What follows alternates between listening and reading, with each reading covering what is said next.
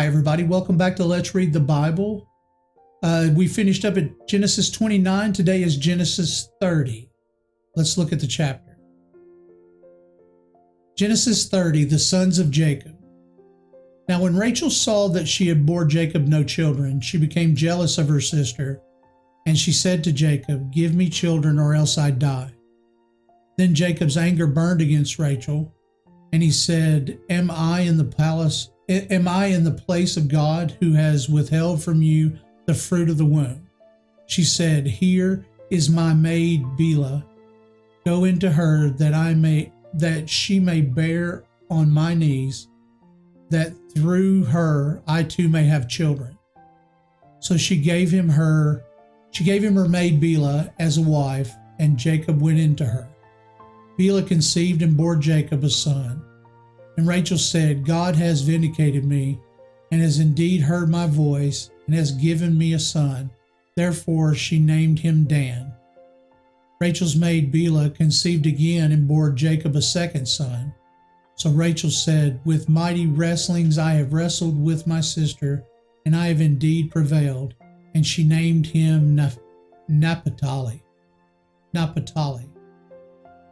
When Leah saw that she had stopped bearing, she took her maid Zilpah and gave her to Jacob as a wife. Leah's maid Zilpah bore Jacob a son. Then Leah said, How fortunate, so she named him Gad. Leah's maid Zilpah bore Jacob a second son. Then Leah said, Happy am I, for women will call me happy. So she named him Asher. Now in the days of wheat harvest, Reuben went and found mandrakes in the field and brought them to his mother Leah. Then Rachel said to Leah, Please give me some of your son's mandrakes. But she said to her, Is it a small matter for you to take my husband? And would you take my son's mandrakes also? So Rachel said, Therefore he may lie with you tonight in return for your son's mandrakes. When Jacob came in from the field in the evening, then Leah went out to meet him and said, You must come in to me, for I have surely hired you with my son's mandrakes. So he lay with her that night. God gave heed to Leah, and she conceived and bore Jacob a fifth son. Then Leah said, God has given me my wages because I gave my maid to my husband. So she named him Issachar. Leah conceived again and bore a sixth son to Jacob. Then Leah said, God has endowed me with a good gift. Now my husband will dwell with me because I have bore him six sons. So she named him Zebedlum. Afterwards she bore a daughter and named her Dinah. Then God remembered Rachel and God gave heed to her and opened her womb. So she conceived and bore a son and said, God has taken away my reproach. She named him Joseph, saying, May the Lord give me another son. Jacob prospers. Now it came about when Rachel had borne Joseph that Jacob said to Laban, Send me away that I may go to my own place and to my own country. Give me my wives and my children for whom I have served you, and let me depart. For you yourself know my service which I have rendered you. But Laban said to him, If now it pleases you, stay with me. I have divided that the Lord has blessed me on your account. He continued, Name me your wages, and I will give it. But he said to him, You yourself know how I have served you, and how your cattle have fared with me. For you have little before I came, and it has increased to you a multitude, and the Lord has blessed you wherever I turned. But now, when shall I provide for my own household also? So he said, What shall I give you? And Jacob said, You shall not give me anything. If you will do this one thing for me, I will again pasture and keep your flocks. Let me pass through your entire flock today, removing from there every speckled and spotted sheep and every black one among the lambs, and the spotted and the speckled among the goats, and such shall be my wages. So my honesty will answer for me later.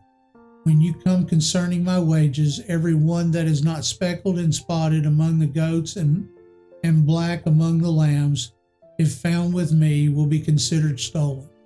Laban said, Good, let it be according to your word. So he removed on that day the striped and spotted male goats, and all the speckled and spotted female goats, every one with white in it, and all the black ones among the sheep. And he gave them into the care of his sons. And he put a distance of 3 days' journey between himself and Jacob fed the rest of Laban's flocks. Then Jacob took fresh rods of poplar and almond and plane trees, and peeled white stripes in them, exposing the white which was in the rods. He set the rods which he had peeled in front of the flocks in the gutters, even in the watering troughs, where the flocks came to drink, and they mated when they came to drink. So the flocks mated by the rods, and the flocks brought forth striped, speckled, and spotted. Therefore, Jacob separated the lambs and made the flocks face towards the stripes, and all the blacks in the flock of Laban. And he put his own herds apart, and did not put them with Laban's flock. Moreover, whenever the stronger of the flocks were mating, Jacob would place the rods in the side of the flock in the gutters, so that they might mate by the rods. But when the flock was feeble, he did not put them in. So the feebler were Laban's, and the stronger were Jacob's. So the man became exceedingly prosperous, and had large flocks, and female and male servants, and camels and donkeys. And that concludes chapter 30. Okay, let's go inside the text. So we look in chapter 30.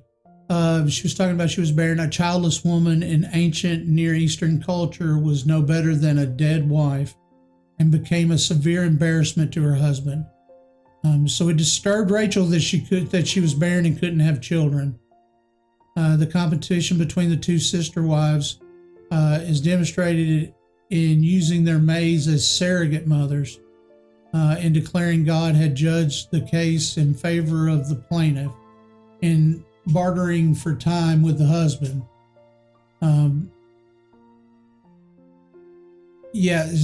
So this, like in a lot of parts of it, is in modern times probably hard to understand. We've been brought up one wife.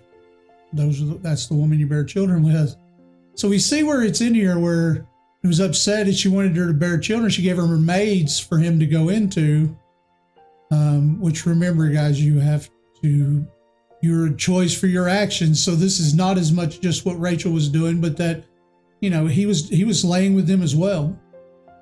And you see they started to bear children, and so her sister had several sons, and then eventually Rebecca's womb was open. And she was able to bear children later on, feeling blessed at that point. She's talking about her where she was on her knees. This is the surrogate birth we had spoke about before.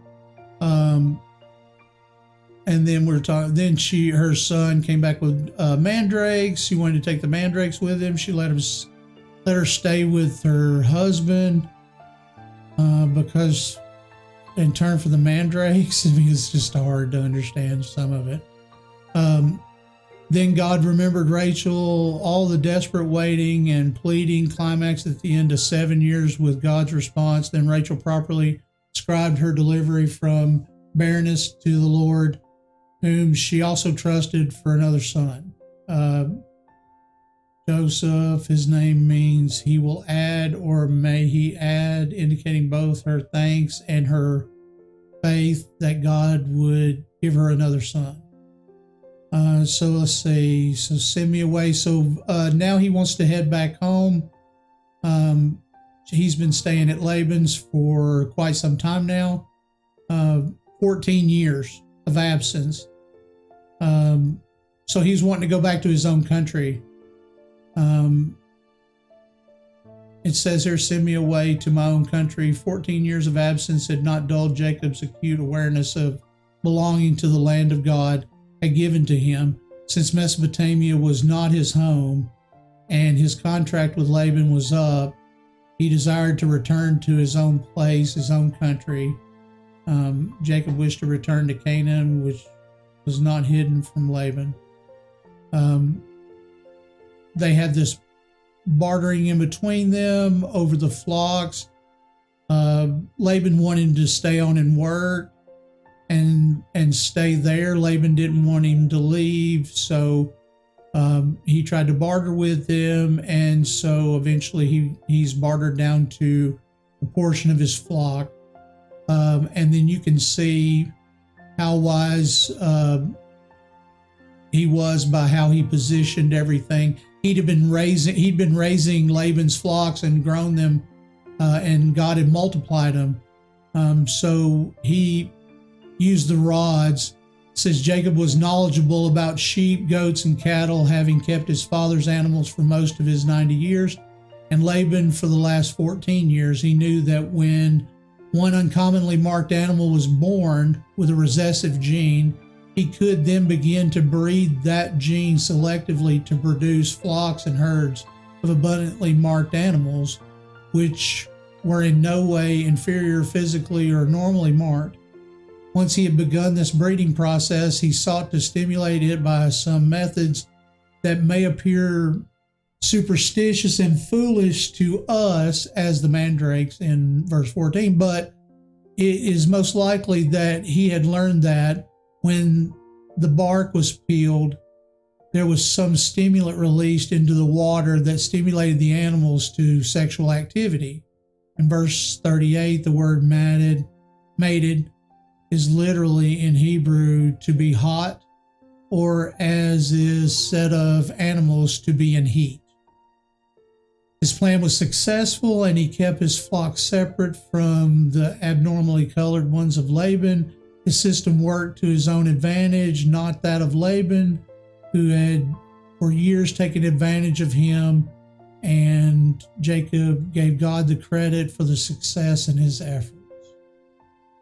And that concludes chapter 30.